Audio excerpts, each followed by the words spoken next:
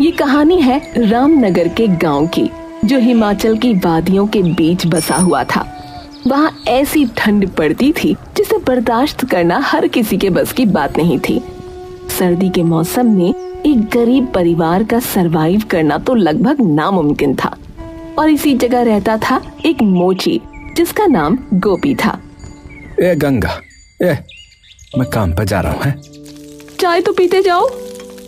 अरे चाह लाओ जल्दी लाओ, आज पहले ही देर हो गई है। पिताजी मैं भी आपके साथ चलूं? अरे तू कहाँ जाएगा रे? मैं तो काम पे जा रहा हूँ। मुझे भी आपकी तरह जूतों की मरम्मत करनी है। हे भगवान, कैसी बातें कर रहा है तू? सारी दुनिया जहान बड़ा आदमी बनने का सपना देखती है और तू अपने बाप की तरह मोची बनना चाहता है। अरे गंगा, ये चंदन अभी छोटा है, उम्र के साथ समझ जाएगा। ठीक है? ये सब तुम्हारी वजह से है। तुम अमीर होते तो ये सब ना होता।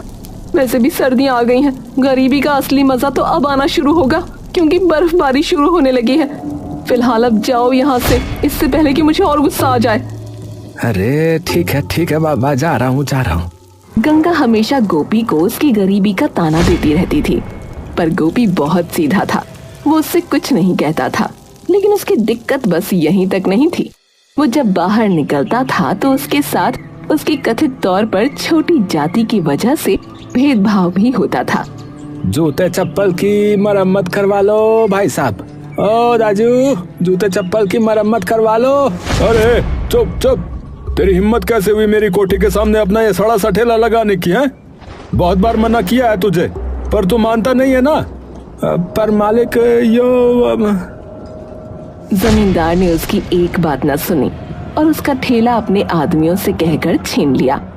अरे साहब जी दया करो साहब जी दया करो साहब जी। ऐसे मैं क्या कमाऊंगा साहब जी, क्या खाऊंगा साहब जी, दया करो साहब जी।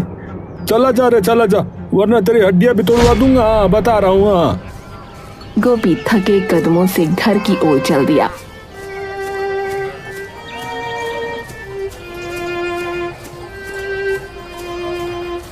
आसमान से रुई जैसी बर्फ धीरे धीरे गिर रही थी।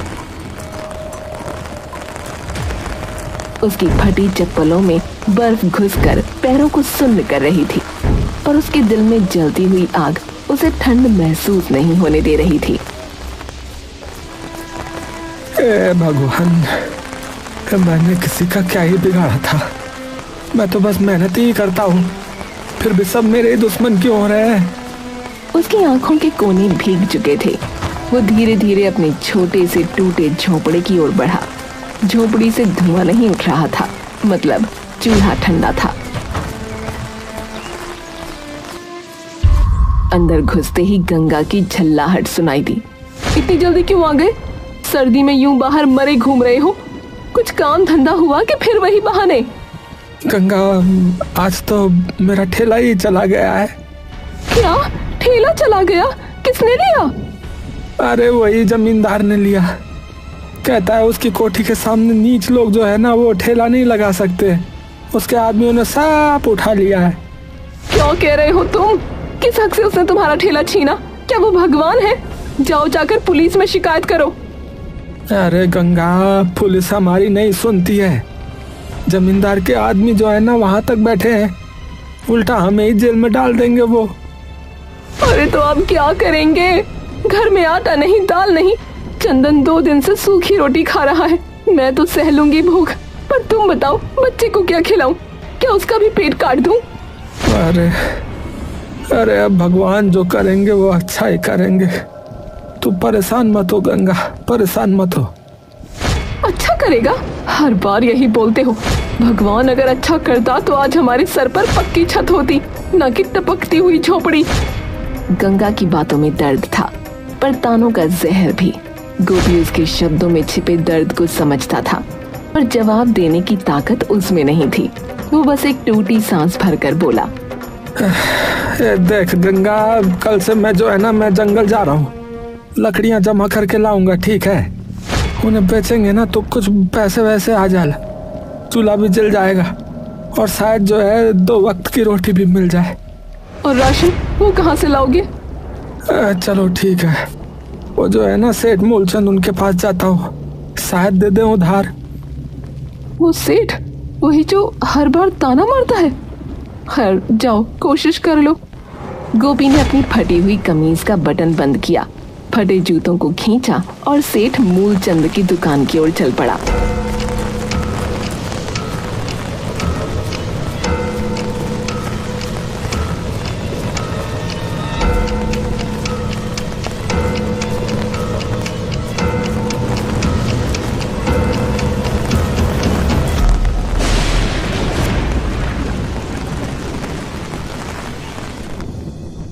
सेठ जी प्रणाम साहब जी। ओहो गोपी मोची, जरा दूर रहकर ही बात कर रहा मुझसे। बोल क्या काम है रे, क्या है? साहब जी वो घर में ना खाने को कुछ ही नहीं है। थोड़ा सा जो है वो राशन वासन मिल जाता तो थोड़ा गुजारा चल जाता साहब जी। महीने के आखिर में चुका दूंगा साहब। अरे उधार? तुम जैसे लोग तो जो है बस भगवान भरोसे रहते हैं रे, हैं? लेकिन चलो कोई नहीं कोई नहीं, एक शर्त पे दूंगा। हाँ एक शर्त पे। क्या क्या शर्त है साहब जी? देख ऐसा है, अपना तू घर ना जो है वो मेरे नाम कर चल, बदले में तेरे को फिर जितना राशन चाहिए वो ले जा तू यहाँ से। जब तक जियो, जब तक जो करना है करो, तब तक खाते रहना फिर, ठीक है? घर मेरे नाम कर फिर चल। है घर पर साहब जी वो तो मेरा एकमात्र आसरा है, वो दे दूंगा फिर मैं कहाँ रहूंगा? अरे तू बचेगा तो ही तेरा आसरा तेरे काम आएगा कि नहीं आएगा? है ठंड में मर गया है तो घर की जरूरत किसे पड़ेगी? बोल बोल। गोपी सोच ले। हाँ ये मौका जो है ना बार बार नहीं मिलेगा। हाँ सुनहरा मौका है ये। गोपी कुछ देर तक खामोश खड़ा रहा। उसकी आंखों के सामने गंगा और चंदन का चेहरा घूम रहा था। पेट की भूख और जरूरतों का बोझ उसके आत्मसम्मान से भारी पड़ गया। उसने कांपते हाथों से सेठ के कागज पर अंगूठा लगा दिया। ये शाबाश। अब तू जो है ना ये दुकान गोदाम से जो है जितना राशन चाहिए ना उठा ले, ठीक है? ले जा जा। थोड़ी देर बाद गोपी थैला भर राशन लेकर घर लौटा, लेकिन गंगा तो सच्चाई जानते ही तुनक पड़ी। क्या तुमने हमारा घर उसके नाम कर दिया? गोपी तुम्हें समझ नहीं है क्या? वो सेठ बड़ा चालाक आदमी है, वो तुम्हारे सर से छत खींच लेगा। गंगा राशन तो देखो कितना सारा लेके आया हूँ। है चंदन जो है अब भूखा तो नहीं सोएगा, थोड़ा सा बेच देंगे तो पैसों का जो है वो भी इंतजाम हो जाएगा। तुम भरोसा रखो सब ठीक हो जाएगा रे। ठीक? तुम्हें लगता है कुछ ठीक होगा? मुझे लगता है ये सेठ हमें बर्बाद कर देगा। अगले कुछ दिन राशन से घर चल गया।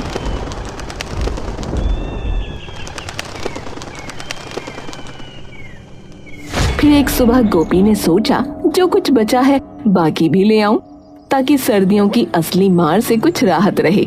वो सीधा सेठ मूलचंद की दुकान की तरफ चल पड़ा।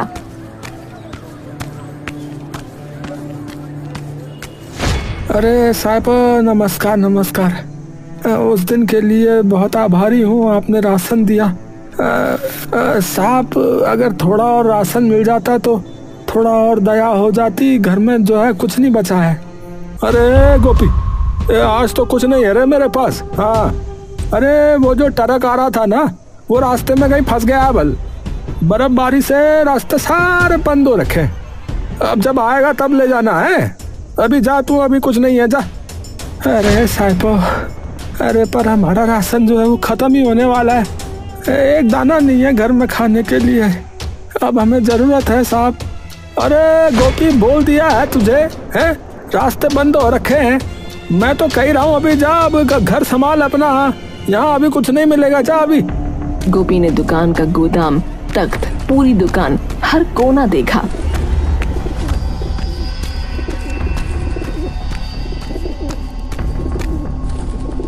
सचमुच राशन कहीं नहीं था। उसकी आंखें झुक गईं। वो उदास और भारी मन से लौट पड़ा।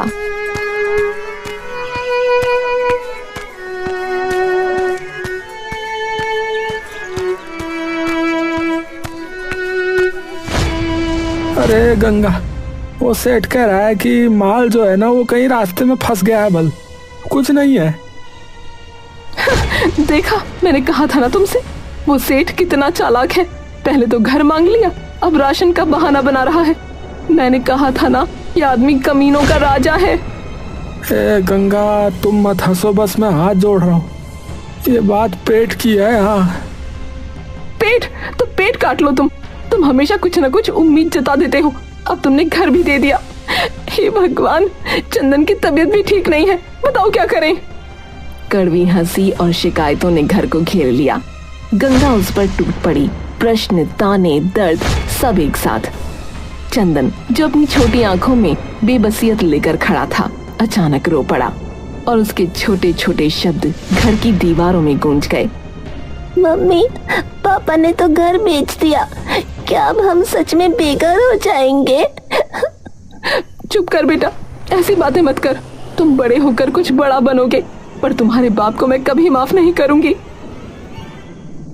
गंगा, घर का जो थोड़ा बहुत राशन बचा है उसे आप बेच देते हैं, पैसों से कुछ खाने का इंतजाम कर लेंगे, और जो है ये चंदन की दवाई का भी। जो तुझे सूझता है वही कर ले, मुझे कोई मतलब नहीं रहा अब। तुम तो चाहते ही हो कि हम मर कर जाएं। गोपी ने मुंह पर ठोस लकीर ले ली और बचा हुआ छोटा सा पर्चा, कुछ आटा दाल का हिस्सा लेकर बाजार की ओर निकल पड़ा। वो पता नहीं कितनी बार खुद को टूटते हुए महसूस कर रहा था, पर बच्चे के लिए वो कुछ भी कर सकता था। अरे दाजू, जल्दी करो, जल्दी, हवा तेज हो रही है। हवा है? क्या हवा हो रही दाजू? कैसी हवा? अरे सुन नहीं रहे हैं? लोग कह रहे हैं बर्फ की आंधी आ रही है। जो लोग घर से बाहर हैं, चलो भागो कह रहे हैं वहाँ। झट से अपने लोगों को जो है सुरक्षित जगह पे ले जाओ। हाँ, सारा बाजार हलचल में आ गया। लोग भगाए जा रहे थे, दुकानें बंद हो रही थी। गोपी ने जल्दी से जो भी पैसे मिले और जो थोड़ी सी रोटी बची थी उसे उठाकर घर की ओर भागा। गंगा, चंदन, तैयार हो जा बाबू, बर्फ का तूफान आ रहा है। बल हम वहाँ जाते हैं जंगल की तरफ, जहाँ पेड़ जो है ना बहुत घने हो रहे हैं। जंगल? यहाँ से? पर कैसे? अरे जाना पड़ेगा, जंगल में पेड़ों के बीच में हम जो है ना छिप जाएंगे। वहाँ जो है आग भी जला के जो है थोड़ा बहुत गर्म रह सकते हैं ना। सब गांव वाले जो है वो भी जा रहे हैं, जल्दी करो, जल्दी करो। जैसे ही गोपी ने ये कहा, गंगा ने फटाफट जरूरी सामान समेटा और सब जंगल की ओर निकल पड़े। बर्फ के छोटे छोटे गुब्बारे हवा में नाच रहे थे और आसमान होकर काला हो रहा था।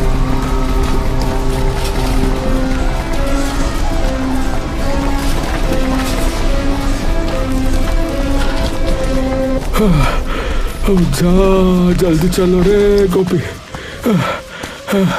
अरे ये पहाड़ की कठिन जिंदगी, बुढ़ापे में सांस चढ़ रही है मेरे को। ओ भगवान, हमारी जिंदगी अचानक ही कितनी नाजुक हो गई। लोगों का छोटा सा काफिला जंगल की ओर बढ़ा।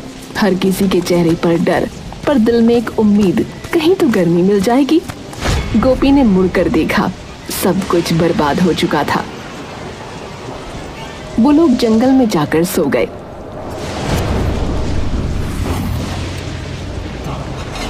गंगा, गंगा, जल्दी उठो, जल्दी उठो, जंगल में पानी भर रहा है, पानी भर रहा है, जल्दी उठो।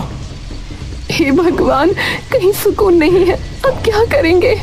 अरे जल्दी से फटाफट पेड़ में चढ़ जाओ, जल्दी चढ़ जाओ। मैं भी जो है चंदन को लेकर पेड़ पे आता हूँ, तुम चढ़ो, चढ़ो, चढ़ो। वो लोग पेड़ पर चढ़ गए। गोपी ने देखा कि बचा हुआ जो कुछ भी था, थैला, थोड़ा राशन, कुछ कपड़े, सब पानी के साथ बह चुका है। अब तो पेड़ों पर ही रहना पड़ेगा, जमीन पर लौटना मुमकिन नहीं। ओहो, मैं पेड़ पर जो है ना सही से रहने के लिए कुछ करता हूँ। अच्छा, कुछ करता हूँ मैं। क्या? अरे देखती जा, देखती जा। गोपी ने पेड़ के तने को एक हिस्से को काटकर और जोड़कर एक छोटा सा तख्ता बनाया। उसकी कारीगरी में कुछ खास बात थी। धीरे धीरे उसने एक छोटी सी झोपड़ी का ढांचा तैयार किया जो शाखाओं पर टिकी हुई थी। तुमने ये क्या किया? ये तो कमाल है गोपी। अरे बस ये छोटी सी झोपड़ी बन गई, हवा और पानी से बचने के लिए है, पर अभी इसमें एक कमी है रे। ये पाख नहीं है इसके ऊपर, छत जो है ना छत नहीं है। हवा से ये उड़ जाएगा और फिर ठंड हमें जो है ना वो हिला देगी। तो इसको जो है किसी तरह पाख बनाना होगा, ढकना होगा इसे है। और जरा ही देर में झोपड़ी जैसे घोंसले में बदल गई। चंदन उसकी कला देखकर ताली बजाने लगा और बाकी लोग भी चकित होकर उसकी तारीफ करने लगे। वाह पापा, आपने तो कमाल कर दिया। मैं बड़ा होकर आपके जैसा बनूंगा। गोपी, तू सच में कारीगर है। अगर तू चाहे तो पूरे गांव के लिए ऐसे घर बना सकता है। तभी सेठ मूलचंद भी पेड़ के पास आया। वो झोपड़ी को देखकर थोड़ी देर खामोशी से खड़ा रहा और फिर बोला, अरे ये घर तो बड़ा अच्छा बना है। ऐसा लग रहा है इस पेड़ पे जो घर है ना वो अब मेरा ही होना चाहिए। अरे साहब, अरे ये आपका घर कैसे हो सकता है? अरे कुछ भी तो मत बोलो। गोपी, मैं कह रहा हूँ ना, अरे जो अंगूठा लगाया था ना कॉन्ट्रैक्ट पे, कागज पे अंगूठा नहीं लगाया था तेरा, उसमें लिखा था हाँ जो तेरा घर होगा वो मेरा घर हो जाएगा। हाँ, तुम्हारा असली घर तो तूफान ने बर्बाद कर दिया ना, कर दिया कि नहीं कर दिया बोल? तो अब यही मेरा घर हुआ नहीं हुआ? हुआ नहीं हुआ बोल? कॉन्ट्रैक्ट के जो है मुताबिक हो रहा है ये। हाँ, ये घर जो है तेरे को मुझे देना होगा अब। हाँ। गोपी को आग सी उठी, पर इस बार मोर्चा गंगा ने संभाला। वो बोली, लोभी कहीं के, इस आपदा में भी लोभ नहीं छोड़ता। शर्म आनी चाहिए तुम्हें। क्या तुझ में बिल्कुल इंसानियत नहीं है? अरे शर्म है? गोपी है जिसने करी ना शर्म, उसके फूट गए कर्म, समझा? ये कहेगा बड़े बुजुर्ग हमारे। हाँ हाँ। बहस तेज हो गई। सेठ, अगर तुमने हमारे घर पर नजर डाली तो यहीं पानी में डुबा दूंगी तुमको। अरे हाँ हाँ, और जैसे तुम फिर मैं चुप ही रहूंगा। है, मैं चुप ही रहूंगा। है, चूड़ियां नहीं पहनी है मैंने। हाँ, चूड़ियां नहीं पहनी है मैंने। चूड़ियां पहनी है और वही तेरे सर पर तोड़ूंगी। अरे अरे बस करो भाग्यवान। अरे चुप हो जा, तू चुप हो जा। ठीक है ठीक है ठीक है गोपी, ठीक है। चल, मैं तेरा ये घर नहीं लूंगा। हाँ, नहीं लूंगा, मैं तेरा ये घर नहीं ले रहा। पर फिर तुझे जो है ना मुझे भी ऐसा ही घर बना के देना होगा, समझा? समझ गया ना? यही मेरी शर्त है। हाँ। गोपी ने बिना हिचकिचाए सर हिलाया और जोर से कहा, ठीक है, मैं बना के दे दूंगा। ठीक है, पर एक बात जान लो साहब। हाँ, जो इंसान जो है ना आपदा में भी लोभ नहीं छोड़ता है ना, उससे नीच कोई नहीं है। हाँ, वो आज नहीं तो कल पछताता जरूर है। हाँ, देवता उसे ना छोड़ते नहीं है। हाँ, बता रहा हूँ। गोपी, मुझको ना देवता की धमकी मत देना, बता रहा हूँ। हाँ, ज्ञान मत दे मुझे। चल चल, काम शुरू कर। तेरे जैसे बहुत देखता हूँ मैं। हाँ।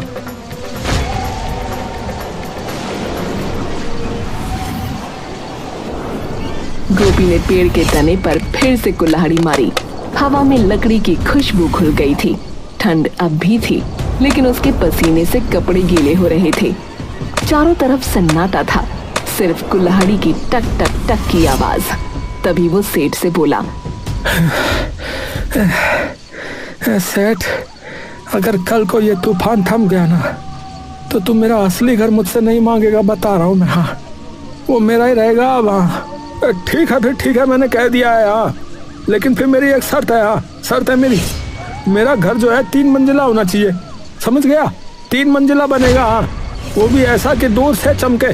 समझा नहीं समझा तू? है, मैं कोई आम आदमी नहीं हूँ, समझा? मैं सेठ हूँ, सेठ, समझा? अरे जो हुकुम मालिक, जो हुकुम साहब। गोपी दिन रात काम में लगा रहा। लकड़ी काटी, बेलों को जोड़ा, शाखाओं से फर्श बनाया। उसकी हथेलियां फट चुकी थीं, लेकिन हौसला कम नहीं था। गंगा और चंदन भी उसे देख रहे थे। अम्मा, बाबू तो जैसे कोई जादूगर लग रहे हैं। हाँ बेटा, गरीब के हाथों में मेहनत का जादू ही तो होता है। मैंने ही बस कभी नहीं समझा। आखिर वो दिन आया जब 3 मंजिला लकड़ी का घर बनकर खड़ा हुआ। पूरा जंगल उस घर को देखकर दंग रह गया। ओ जा मेरी बाबा, अब हुई ना बात ये। अब तो कोई राजा भी देखेगा ना वो भी जल जाएगा। हाँ, इतना बढ़िया हो गया ये तो। अरे साहब, अभी घर पूरा नहीं हुआ है, इसे जो है पेड़ की छाल से ढकना होगा, नहीं तो जो है खराब हो जाएगा। बारिश हवा अंदर आएगी और बर्फ भी अंदर आएगी तो ये फिर ठीक नहीं होगा ये साहब। नहीं रे गोपी, नहीं। मेरा घर किसी चिड़िया के घोंसले के जैसा थोड़ी दिखेगा है। सेठ जी हूँ मैं यहाँ का। हाँ, ऐसा ही ठीक लग रहा है मुझे ये। हाँ ऐसा ही ठीक है ये, रहने दे, कुछ नहीं होगा, कहीं नहीं जा रहा है ये घर, बढ़िया हो गया। गोपी ने सेठ को समझाने की कोशिश की लेकिन वो नहीं माना। इसके बाद गांव वालों के कहने पर गोपी ने सबके लिए छोटे छोटे घर बनाए। हर घर को उसने पेड़ की छाल से ढक दिया। ओ जा, जिसे हमने नीच समझा वही तो असली उस्ताद निकला रे। रात गहराने लगी, हवा फिर से तेज हुई। अचानक तेज बारिश शुरू हो गई और बिजली ने जंगल को रोशन कर दिया। गांव वालों के छोटे घर मजबूत थे, छाल से ढके हुए, तो उनमें सिर्फ हल्की सरसराहट हो रही थी। लेकिन सेठ का 3 मंजिला घर हिलने लगा, दीवारें कांपने लगीं। अरे जाओ भगवान, अरे ये क्या हो गया? अरे इतनी ठंडी हवा कैसे चल रही है ये? अरे ये क्या उखड़ गया? अरे यहीं से हवा घुस रही है। अरे इतना जाड़ा हो रहा है, इतनी सर्दी में तो मैं मर ही जाऊंगा रे। अरे कोई तो बचाओ रे। छत का एक टुकड़ा उखड़ गया, हवा सीधा अंदर घुस आई। अरे गोपिया, कहाँ गया रे? अरे कोई तो बचाओ मुझे। गांव वालों ने आवाज सुनी लेकिन सब चुप रहे। सेठ जैसे तैसे बाहर निकला, भीगा हुआ, थर थर कांपता हुआ। गोपी, अरे मुझे अपने घर में जगह दे, मैं ठंड में मर जाऊंगा रे। अरे बहुत जाड़ा हूँ मेरी। अरे नहीं गोपी, इसे याद है तूने जब मदद मांगी थी तो ये हंसा था। अरे गंगा, अगर हम इसके जैसे बन गए तो फिर फर्क ही क्या रह जाएगा इसमें और मुझ में? है फर्क ही क्या रहेगा बोल? अरे जल्दी जल्दी अंदर आजा सेठ, जल्दी अंदर आजा, बाहर बहुत जाड़ा हो रहा है। अरे गोपी, अरे तू बहुत बड़ा आदमी निकला रे, बहुत बड़ा आदमी निकला है तू। जी रहे, मैंने तेरे साथ बहुत बुरा किया, पर तूने जो है मेरी जान बचा ली रे। अरे देखा गंगा, इसी को कहते हैं भगवान की लीला है। कभी कभी तूफान जो है वो घर को नहीं है बल्कि इंसान को बदलने आते हैं। हाँ समझ गए सेठ जी? हाँ मानते हो ना इस बात को? यही होता है। सेठ की आंखें भर आईं। अब सेठ सुधर चुका था और फिर अगली सुबह से मौसम सुहावना होने लगा और जल्द ही सब अपने गांव वापस लौट गए।